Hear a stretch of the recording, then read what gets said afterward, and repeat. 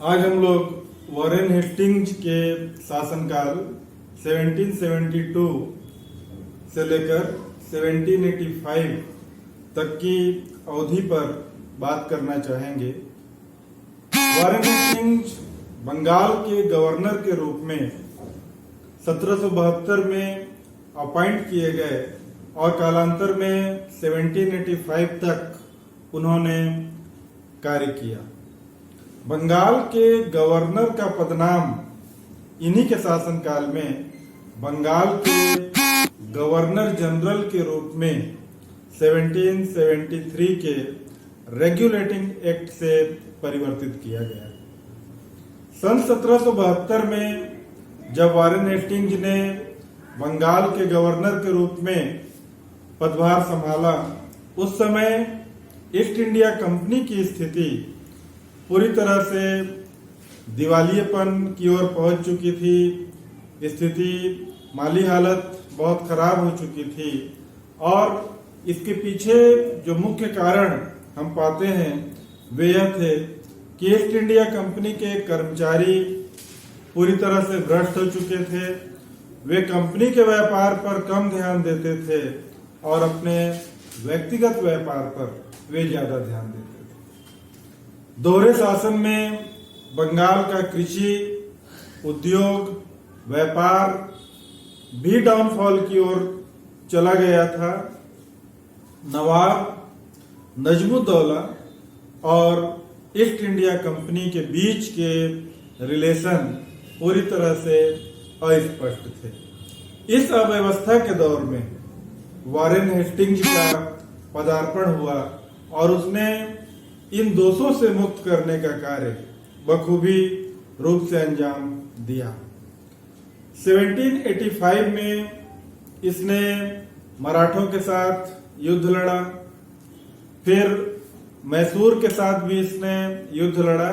यानी Warren Hastings के शासनकाल में अंग्रेजों को, कंपनी को मराठों से भी लड़ना पड़ा, मैसूर से भी लड़ाई लड़नी पड़ी। लेकिन इसके बावजूद 1785 में जब वॉरेन हेस्टिंग्स भारत से गया, उस समय कंपनी की माली हालत, कंपनी की आर्थिक स्थिति पहले के समय से बहुत अच्छी थी।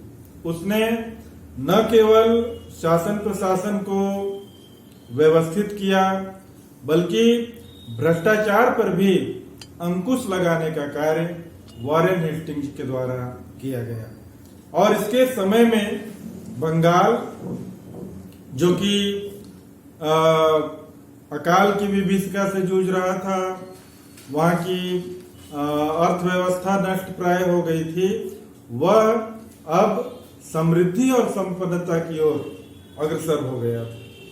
न्याय के क्षेत्र में इसने बहुत सारा कार्य किया और कहा जाता है कि भारत में बंगाल के क्षेत्र में ईस्ट इंडिया कंपनी के शासन की स्थापना क्लाइव ने की थी, लेकिन उस शासन व्यवस्था की नींव को मजबूत करने का कार्य वॉरेन हेस्टिंग्स के द्वारा किया गया था। आइए हम लोग जाने कि वॉरेन हेस्टिंग्स ने भारत में अपने कार्यकाल के दौरान या बंगाल में अपने कार्यकाल के दौरान उसने क्या क्या महत्वपूर्ण कार्य किए। सबसे पहला कार्य, भारत आने के पश्चात उसने क्लाइव के द्वारा स्थापित द्वैध शासन की व्यवस्था, जिसके बारे में हम सब जानते हैं कि ईस्ट इंडिया कंपनी के पास दीवानी अधिकार था, असैनिक न्याय का अधिकार था, लेकिन निजामत बंगाल के नवाब के पास थी। और जब ये दोनों व्यवस्थाएं अलग अलग व्यक्तियों के हाथ में होगी, अलग अलग लोगों के हाथ में होगी, तो निश्चय ही शासन व्यवस्था अच्छी नहीं होगी और इस अव्यवस्था का शिकार निश्चित तौर पर आमजन होगा। क्लाइव के समय में हमने देखा कि दीवानी अधिकार को अंग्रेजों ने प्रत्यक्ष रूप से नहीं स्वीकार किया, बल्कि लगान वसूलने के लिए उन्होंने जहां एक ओर मोहम्मद रजा खान, वहीं दूसरी ओर राजा सिताब राय को अपॉइंट किया था, वॉरेन हेस्टिंग्स ने बंगाल में अपना कार्यभार संभालते ही इन दोनों को न केवल पद से हटाया बल्कि इन पर मुकदमा भी चलाया, लेकिन बाद में वे मुकदमे से बरी हो गए थे और जो असैनिक न्याय था उसको इसने अपने हाथों में लिया और निजामत जो कि नवाब के पास था उसको भी वॉरेन हेस्टिंग्स ने अपने हाथ में ले लिया। उसकी यह मान्यता थी कि ये दोनों व्यवस्थाएं अलग अलग नहीं चल सकती बल्कि एक साथ उसको चलाया जाना चाहिए।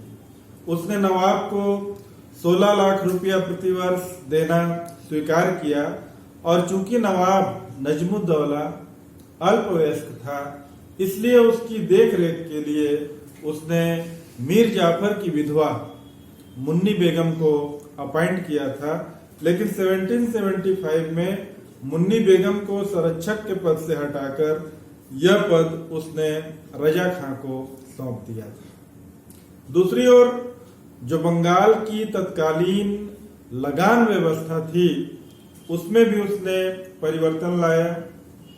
जैसा कि हमने इसके पूर्व यह जाना कि मीर जाफर ने 24 परगना का क्षेत्र अंग्रेजों को दे दिया था। बाद में एग्रीमेंट के अनुसार मीर कासिम ने वर्धमान, मिदनापुर और चिटगांव का क्षेत्र ईस्ट इंडिया कंपनी को दे दिया था। इसके अलावा बंगाल, बिहार और उड़ीसा की दीवानी के एवज में अंग्रेज या ईस्ट इंडिया कंपनी मुगल बादशाह को 26 लाख रुपया प्रतिवर्ष दिया करती थी। लगान की सुचारू व्यवस्था को संचालित करने के उद्देश्य से लगान समिति का गठन वॉरेन हेस्टिंग्स ने किया और खुद वह इसका सभापति थे। पूरे बंगाल को जैसा कि पहले ही हम लोगों ने जाना 30 जिलों में डिवाइड किया गया था। उन 30 जिलों में प्रत्येक जिले में 5 वर्ष के लिए लगान वसूली का कार्य ठेके पर दिया गया। जो जितना अधिक बोली लगाता था उसको इसका ठेका दिया जाता था और ये लोग जमींदार के रूप में लगान की वसूली किया करते थे। वे किसानों को जमीन पट्टे पर दिया करते थे और इस तरह अंग्रेजी शासनकाल में, कंपनी के शासनकाल में राजस्व के बढ़ोतरी के लिए प्रयास किया गया। तत्कालीन समय में ट्रेजरी जो कि मुर्शिदाबाद में था उसे कलकत्ता में ट्रांसफर किया गया। जो सुपरवाइजर्स अपॉइंट किए जाते थे उनको कलेक्टर का पद नाम दिया गया और उनकी मदद के लिए नायब दीवान भी अपॉइंट किए गए। इन 30 जिलों को 6 डिवीजन, 6 संभाग में विभक्त किया गया और संभाग स्तर पर लगान वसूली की देखरेख के लिए लगान परिषद जिला स्तर पर बनाया गया और इसका जो सभापति होता था वह कलकत्ता काउंसिल के सदस्य की योग्यता रखा करता था। राजस्व वसूली के कार्य के लिए भारतीय दीवान भी नियुक्त किए गए और इस पद पर नियुक्त होने वाला पहला भारतीय राजवल्लभ सन ऑफ राय दुर्लभ था, जिसको राय रायन का पद नाम दिया गया और 5,000 रुपए प्रति माह इसे देने की बात कही गई। वॉरेन हेस्टिंग्स के शासनकाल में अकाउंटेंट जनरल और रेवेन्यू बोर्ड के भी गठन की प्रक्रिया का आरंभ बंगाल के क्षेत्र में हुआ था। न्यायिक क्षेत्र की जहां तक बात है, इसने प्रत्येक जिले में दीवानी और फौजदारी मामलों के लिए अलग अलग अदालत स्थापित की। अंतिम निर्णय के लिए सदर अदालत कलकत्ता में स्थापित किया और रेगुलेटिंग एक्ट के तहत सुप्रीम कोर्ट की भी स्थापना कलकत्ता में हुई। यानी एक निष्पक्ष न्याय की व्यवस्था को स्थापित करने का श्रेय वॉरेन हेस्टिंग्स को दिया जाता है। व्यापारिक सुधार में इसने जो दस्तक यानी फ्री पास का सिस्टम अब तक चला आ रहा था उसको पूरी तरह से इसने समाप्त कर दिया जो छोटी कर की चौकियां थी उसको भी समाप्त कर दिया। केवल कुछ बड़ी चौकियां जो कलकत्ता में थी, मुर्शिदाबाद में थी, हुगली में थी, ढाका में थी, पटना में थी, उसको इसने बने रहने दिया और जिन पर कंपनी का एकाधिकार था, नमक, पान, टोबैको, इसको उसने टैक्स फ्री कर दिया। बंगाल में जुलाहों को, कारीगरों को कंपनी के कर्मचारी कार्य करने के लिए बाध्य करते थे, उस बाध्यता को भी इसने समाप्त किया। इसने एक काउंसिल का भी गठन किया जिसमें वह खुद भी था और अपने अतिरिक्त उसने 4 अन्य सदस्यों को भी अपॉइंट किया। वॉरेन हेस्टिंग्स के समय में क्लेवरिंग, मॉनसन, फ्रांसिस, बोरवेल, ये 4 सदस्य नामांकित किए गए। जब हम वॉरेन हेस्टिंग्स की फॉरेन पॉलिसी की बात करते हैं तो हम पाते हैं कि मुगल बादशाह के साथ इसके पुराने रिलेशन चलते रहे थे, लेकिन जब उसने ये देखा कि शाह आलम द्वितीय का झुकाव मराठों की ओर हो रहा है या मराठे दिल्ली की राजनीति में दखल रखने लगे हैं, महादजी सिंधिया, जसवंत राव होलकर जैसे मराठा सरदार इस समय दिल्ली की राजनीति में हस्तक्षेप कर रहे थे, तो इस पर जो 26 लाख रुपया प्रतिवर्ष मुगल बादशाह को दिया जाता था उसको इसने रोक दिया, क्योंकि उसे इस बात की आशंका थी कि इस राशि का दुरुपयोग मराठे कर सकते हैं शाह आलम के थ्रू, इसलिए उसने इसे रोक दिया। अवध के साथ संबंधों की जहां तक बात है, 1765 की अलायंस के अनुसार अवध के साथ रिलेशन ईस्ट इंडिया कंपनी के रहे, लेकिन वॉरेन हेस्टिंग्स ने 50 लाख रुपया लेकर अवध नवाब शुजाउद्दौला को वापस कर दिया। कड़ा और इलाहाबाद का क्षेत्र मुगल बादशाह को दिए गए और बनारस तथा गाजीपुर की संरक्षकता कंपनी ने अपने पास रखी।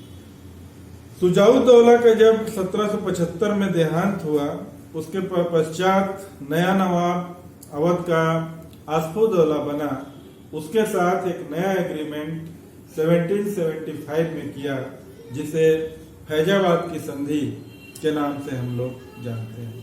अंग्रेज और मराठों के रिलेशन की जहां तक बात है, पेशवा माधवराव का देहांत हो गया था 1772 ईस्वी में और उसके स्थान पर नारायण राव पेशवा बना था, लेकिन ऐसे समय में उसका चाचा रघुनाथ राव भी पेशवा के पद पाने की इच्छा रखता है। इस वजह से रघुनाथ राव ने षड्यंत्र करके नारायण राव का वध करा दिया।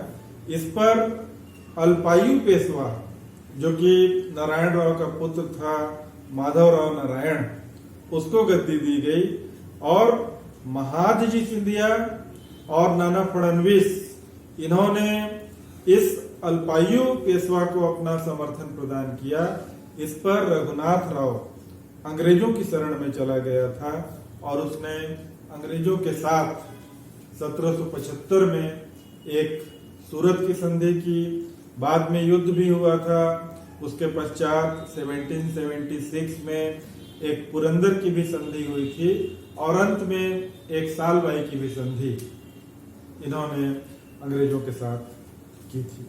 इसके अतिरिक्त मैसूर का जहां तक बात है, उस पर हम पाते हैं कि अंग्रेजों ने न केवल हैदर अली बल्कि दक्कन में निजाम और मराठों के साथ भी संघर्ष किया था और बाद में मैंगलोर की संधि के द्वारा युद्ध का अंत हुआ था। इस तरह वॉरेन हेस्टिंग्स ने न केवल आंतरिक क्षेत्र में बल्कि बाह्य क्षेत्र में भी बहुत ही उल्लेखनीय कार्य अपने शासनकाल के दौरान किया। फरवरी सन 1785 में वॉरेन हेस्टिंग्स की भारत से, बंगाल से वापसी हुई और जब यह इंग्लैंड चला गया तब इस पर इम्पीचमेंट महाभियोग चलाया गया। भारत में इसके कार्यकाल के दौरान कुछ ऐसे कार्य हुए थे, जैसे नंद कुमार का मामला था, रुहेला युद्ध था, अवध की बेगमों के साथ जो घटना घटित हुई थी, बनारस के राजा चेत सिंह के साथ की घटना, इन मामलों को लेकर इस पर महाभियोग चलाया गया, लेकिन बाद में वह इससे मुक्त हो गया। लेकिन जब हम वॉरेन हेस्टिंग्स का इवेल्युएशन करते हैं, मूल्यांकन करते हैं, तब हम पाते हैं कि वॉरेन हेस्टिंग्स ने ईस्ट इंडिया कंपनी के शासन को बंगाल के क्षेत्र में न केवल मजबूत किया, बल्कि उसने भारतीय साहित्यिक प्रगति में भी बड़ी महत्वपूर्ण भूमिका का निर्वहन किया। वह खुद अरबी, फारसी और बांग्ला भाषा को जानता था, उसका अच्छा जानकार था, और उसने चार्ल्स विल्किंस और विलियम जोन्स जैसे लोगों को प्रोत्साहित किया कि वे प्राचीन भारतीय ग्रंथों का ज्यादा से ज्यादा अध्ययन करें।